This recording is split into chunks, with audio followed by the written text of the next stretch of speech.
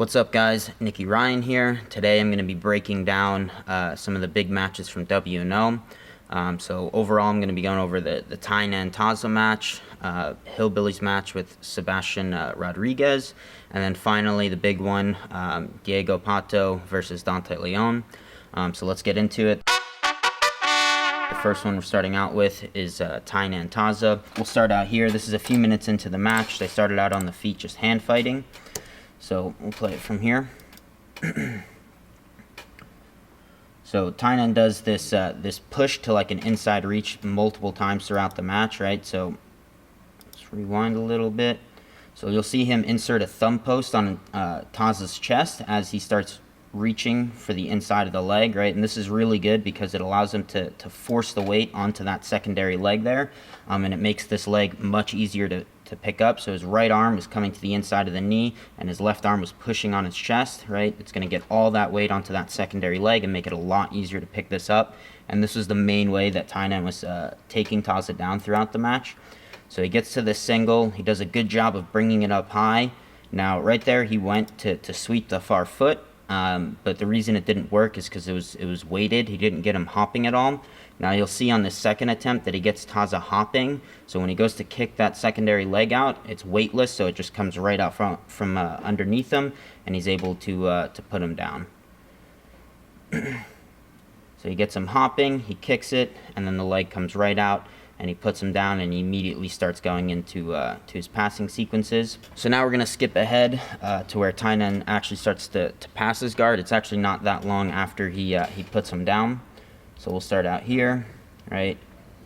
He's managed to get into this like kind of half guard position here, and from here he's looking to start locking his hands up. Dalpra's doing a good job of off balancing him with a knee lever, but Tainan's also doing a really good job of keeping his base and making sure he doesn't get sent over.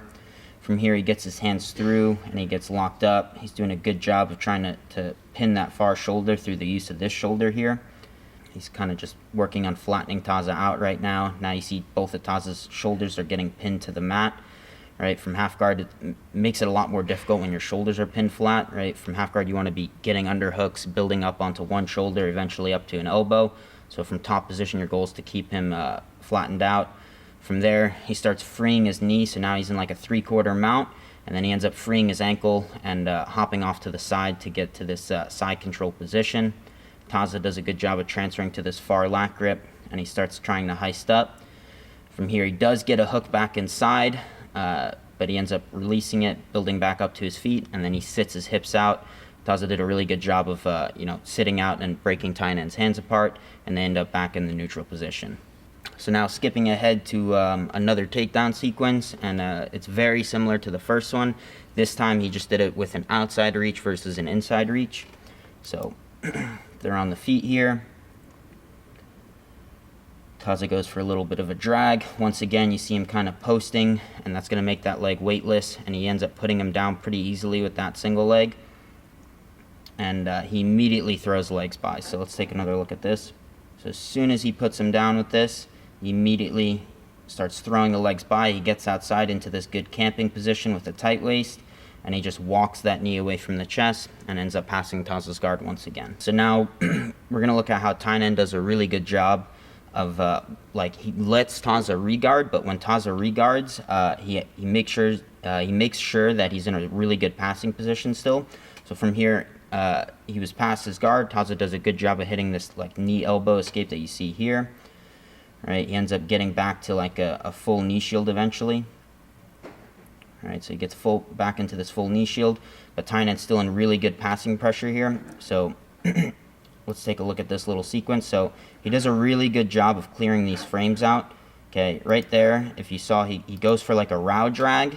It fails, and then he brings the cross frame down. So he cuts his elbow inside, and he pushes the cross frame down further than Dalpra wanted it to go. Right, if Dalpra's able to keep this cross frame in place, it's going to prevent Tainan from getting that chest-to-chest connection. So first Tainan goes for a row drag, Dalpra reacts by pulling it back across, and then Tainan uses this cupping grip on the elbow to pull it further than Dalpra wanted to go, and he cuts his elbow inside. Notice how he's also reaching for this overback grip here. So he gets over the head, right? He wants to start controlling the head, and then he's able to start freeing his leg, and he ends up in this front headlock position because Taza immediately turtled as Tainan passed. From here, he does a good job of trying to throw that far hook in. Taza does a good job of putting his back on the mat to eliminate back exposure, but Tainan's still in 3/4 mount here, and he's got like a near side underhook and a far trap grip. Tainan is able to free his legs. He pummels over the top of his legs first with his left leg. If you watch here, he pummels over the top, and that makes it easy for him to hop across to the other side. He makes sure he doesn't get caught up in Taza's legs through the use of that pummel. So now we're going to see some counter wrestling from Tainan. So this time Taza shoots, and he does a good job of sprawling and immediately going behind.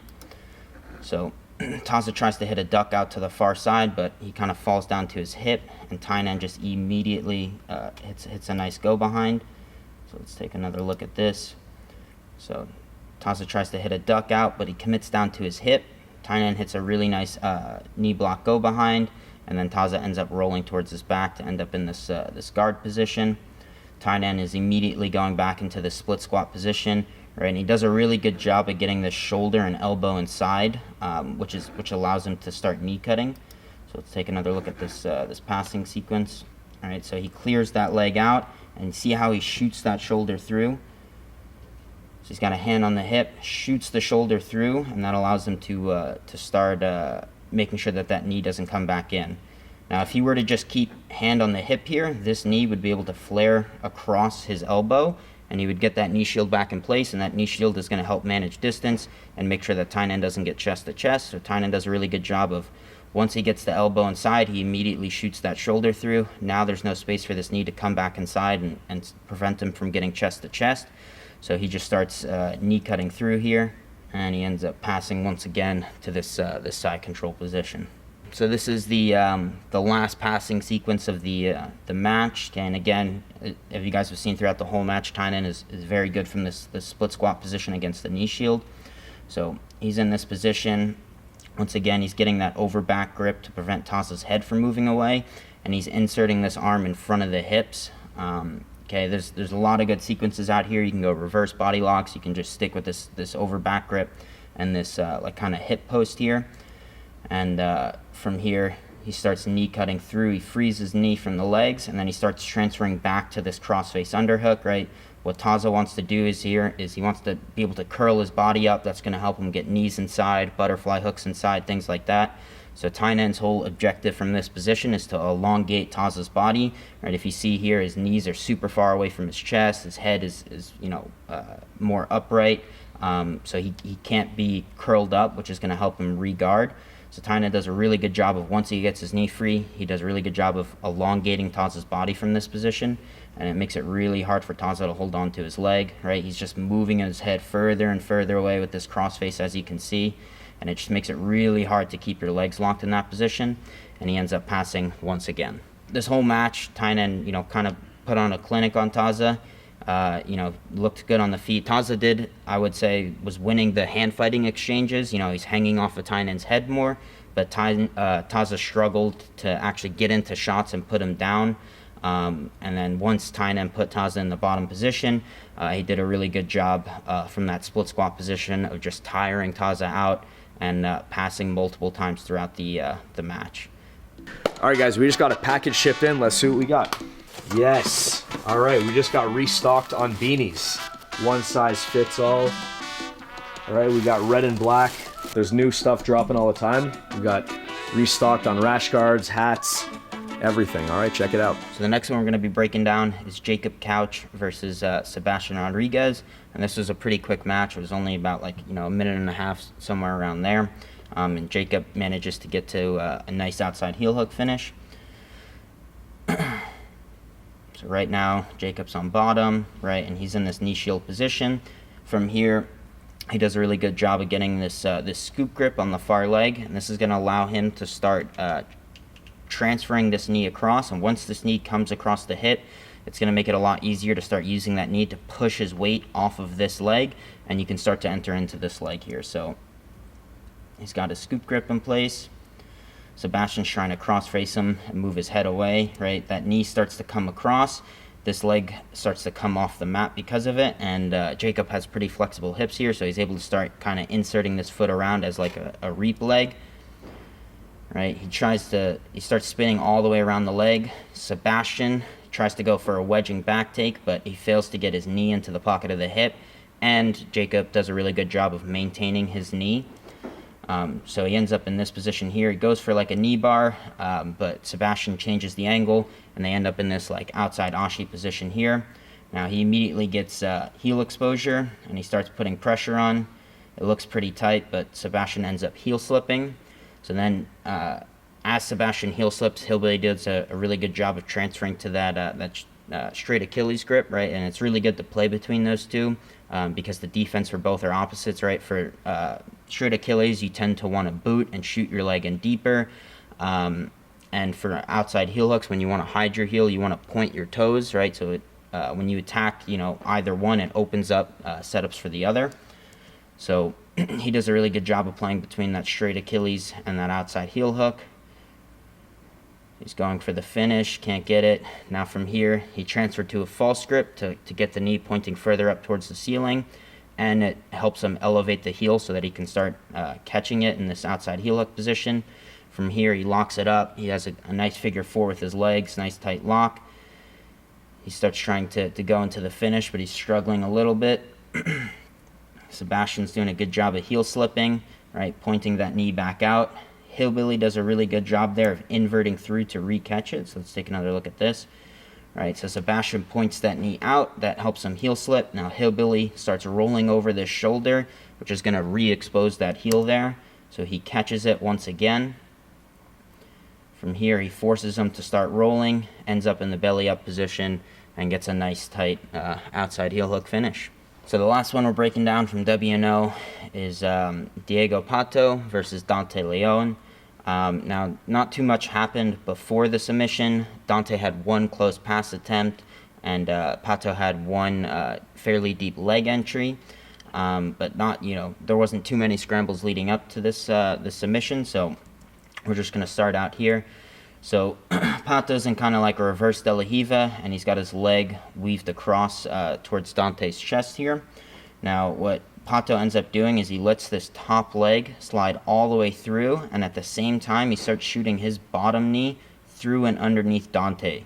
So once he gets this knee through, when he starts bringing his knees towards his chest, it's going to start elevating Dante. It's going to get that foot off the mat, and it's going to allow you to start entering into an outside Ashigarami position. So he brings his knee towards his chest. Dante's doing a good job of trying to pummel in here, but Pato's knee is too deep, and he ends up getting to this outside Ashi position. Now, Dante makes the mistake of just immediately trying to turn away here, right? Again, in order for Pato to create heel exposure, he needs the knee pointing out in this direction. So Dante's goal should be to try and put his foot back on the mat and get his knee pointing out towards his left-hand side, and that'll make it difficult for Pato to create heel exposure. But Dante kind of panics in this position, and he ends up trying to turn out and away, which gives Pato the heel immediately, right? You see how his knee's turning this way. It makes it very easy to start catching the heel, and Pato has a deep figure four with his leg, so it's going to be hard to free your knee from this position. So Pato catches it. He locks up this wrist-to-wrist grip. Dante tries to roll through, but it's too tight, and Pato ends up getting a nice outside heel hook finish. So that's going to be it for the match breakdowns today. I hope you guys enjoyed it. If you guys want to see more match breakdowns, make sure you check out our submeta. I do breakdowns of our rounds. We have live Q&As, technique videos, all that good stuff. Make sure you guys leave a comment down below on what matches you guys would like to see me break down. Make sure you subscribe, hit that like button, and I'll see you guys next time.